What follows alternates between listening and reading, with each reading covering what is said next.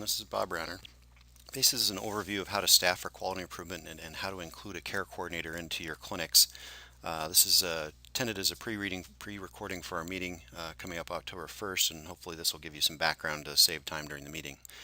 So staffing for quality improvement, there's some general concepts I think are important for you to understand. I pulled some of this from a pretty good book by Chris Trimble from Dartmouth about how physicians can fix healthcare. He has kind of some good concepts I like, and I've modified them a little bit, but some of these visuals come from his book, which is worth a read if you want to spend some time looking through it. So essentially, I want to start with the concept of slack time. My management professor at Johns Hopkins made a big point of this, and that this is often one of the things that's most missing in many organizations. When they try to get too efficient and engineer out the slack time, you can actually have a problem.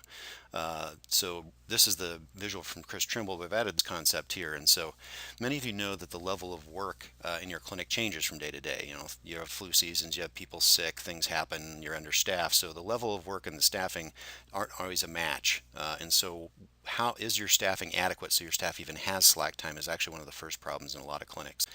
So for example, there are times when the work, drop is exceeding the amount of staff, but there should be times where it's a slow day, you've got a few cancellations, maybe you've passed the rush for, school physicals, for example, where there's actually some slack time. People have time to work on some other things, but there's times where things get really busy.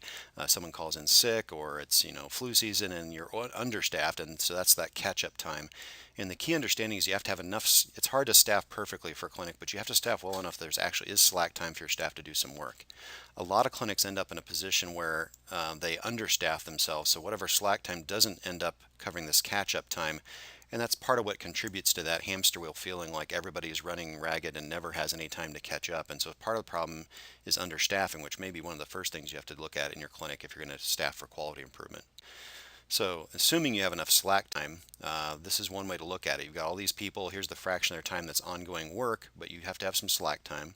The other thing for doing quality improvement is you need some full-time staff whose main job is quality improvement. And then in addition to that, you need some part-time staff who has sort of a leadership role, but they're mostly doing other things. And the way this should look in a clinic is that slack time, that the staff in general, most doctors, nurses, everybody else should have at least enough slack time to do some extra things now and then and not be understaffed. The full-time staffing for quality improvement is actually your care coordinator position. Their job is to has most of their time on care coordinator, not all.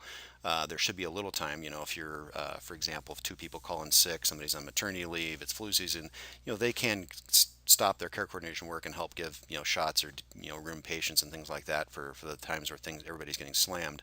But most of their time should be devoted toward quality improvement.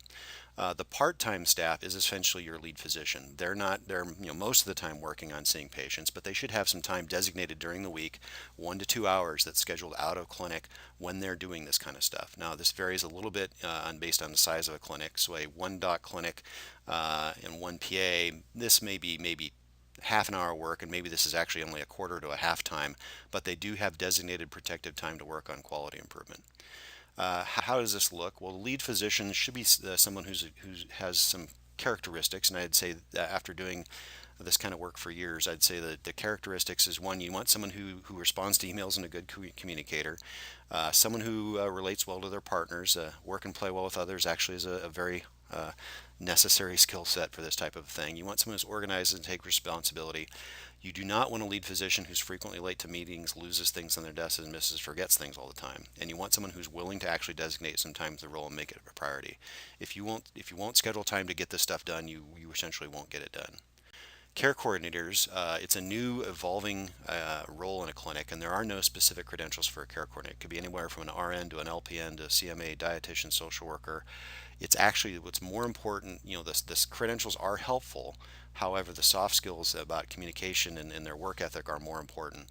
At our NACOS National ACO meeting last time I was there, essentially we had basically a breakout session on this topic, and the consensus for everybody was, again, the credentials aren't that important. It's actually they are helpful, but they're not the key. It's that positive mental attitude, someone who's good to talk to in person or on the phone, because some of their work is done in person, some of it's done on phone.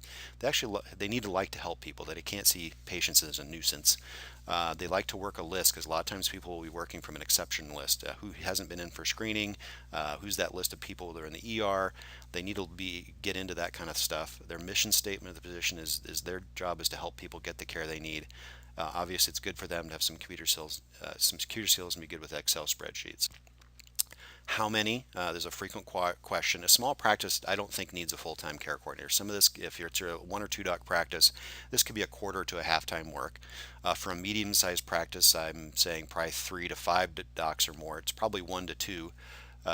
If it's a large practice, say 5 to 10 docs, you may end up needing more than 1 or 2, and then they may diversify some skills. So, for example, a clinic I used to work with, my prior job in Kearney, they were a larger practice. They actually had several care coordinators, one who was a general nursing background, another who was a diabetes educator, another was a social worker.